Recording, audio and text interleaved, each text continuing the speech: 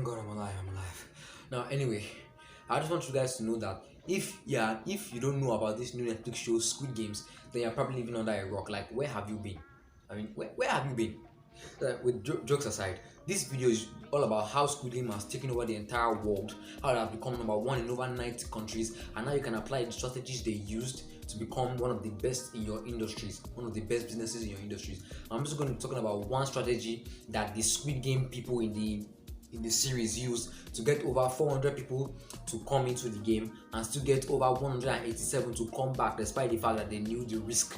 So that strategy that they use is that what you need to do is that you need to, number one is that you need to create an offer that is so badass, so awesome, so great, that people will constantly come back and do whatever it takes to get it, no matter the consequences. Now, if you can afford to make a product that is so good, so awesome, that hundreds of thousands or millions of people can constantly come back to it, no matter what, no matter the consequences, then for the love of God, make it. Because if you notice in the game, the over 400 people came into the game, and after the first game, red light, green light, over 200 of them died, 100 and something died. So they decided to go away. Now, after that 201 that left, 187 came back. 93% of those that left came back. Because why? Well, let me tell you why. The reward was 45.6 billion won or billion dollars. I don't know. I don't really exactly know the currency. 45.6 billion won. Now, if you were in that category, if you were in that situation, won't you come back? Yes. But now here's the catch. They knew that if they came back, they would run the risk of dying. Like, they knew that if they came back, they would die. But they still came back anyway. That's an amazing offer. That's what an amazing offer can do to people. So if you can create such an offer, I'm not saying you should create an offer that will get people killed. What I'm saying is that if you can create an offer that people can constantly come back to, regardless of the risk, regardless of consequences, then my brother, my sister, make it. So that is the strategy that the Squid Game people used in the game. Now, the strategy that the people that made, like the creators of Squid Game, the creators of the series, the strategy that they used was behind the scenes strategy. Now, this is one thing that made this is one of the things that made the show very, very interesting. It's called Insider Secrets. Now, you notice that not long after the show was released, the creator, the director, founder of the show made a post or an insider news that how he was broke, how he was suffering at one time, how he had to sell his laptop in order to make the show, how he went through a lot of stuff, and then they rejected the series over 10 times before Netflix decided to agree and host the show on their platform. You see, if I was in that category, if I was reading that or I was watching like a history, what happened?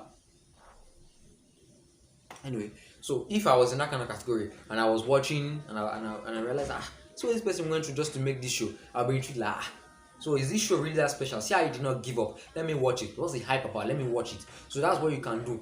Let's say I'm making a new product. Let's say I've used this a lot. Let's say I'm making this ring light now. This ring light, and you have released it. You can go on and start saying things like, okay, this is what I went through while I was making the ring light. I tried 1001 times, and at the 1002nd time that I tried, I finally succeeded in making the ring light. Like, make a bunch of behind the scenes. You can even record yourself as you're making the ring light. Record yourself as you're making your product and posting it. As people are seeing it, they'll be like, this person suffered this much. It must be this good. It must be so good for him to have tried this much, and it's so and he didn't give up, and now he's working. Let me go and try it out. So that is the strategy that the founder of Squid Games used in order to be able to promote his show, the series very well on Netflix. Now, if you're enjoying this video, so far, I recommend you like and subscribe to the channel, because I'm going to be making a lot more videos like these in the future. If you like this type of videos where I use shows as an TV series, movies, an example to how you can grow your business, then like and subscribe, or you can just watch more videos on the channel. I promise it's going to be worth your while. So now, The third and last strategy that the people in Squid Games use is codes and symbols. Now, if you watch the show, you notice that there are a lot of symbols and codes and diagrams everywhere in the show. For example, you see that there were PlayStation symbols, there were red and blue cards. There was a guy with red and blue cards at the train station. You even see that the players and the workers were wearing different color clothes. The players were wearing green, and the workers were wearing red lights, green lights. I get it now. I get it now. Well, you get the point. Symbolism. Now, seeing those symbols. Now, imagine you are just scrolling to your social media. You've not watched Squid Games before. You're just scrolling to your social media, scrolling through Facebook. Then you see someone post. Then you see a post of just of a triangle. Of a triangle. That card with triangle, and you you see on the caption says Squid Game with an emoji. Squid Game. You're like, what is this? Is just a card with triangle.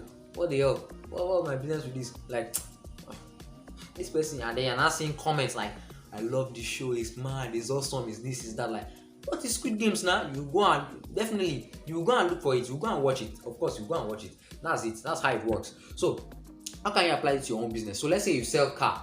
Let's say you sell car now. You can get someone to make a symbol of a car. Get someone to make a symbol of a car. Get someone to make a symbol of a car. Then put it on a card. And like when you sell the car, tell the person that buys to snap this card and post it on your social media for a reward. Give them some kind of reward or something like that. Then tell them to like use it as a flex. Then now this is where I'm getting at.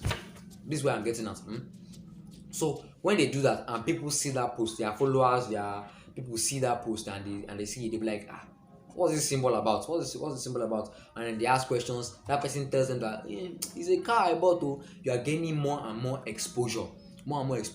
That is how Squid Games did it. Like, I'm a living testimony. That's how I got to know about the show. Like, someone posted the guy holding the red and blue card, and person was like, caption the thing is Squid Game. I'm like, what is Squid Game? So I went on, checked it out, and when I watched the first episode, I was hooked. I said, let me watch the entire series. So I will soon finish it. So anyway, those are the 3 strategies that Squid Games use in order to become one of the best series on Netflix, the best series in the world currently right now.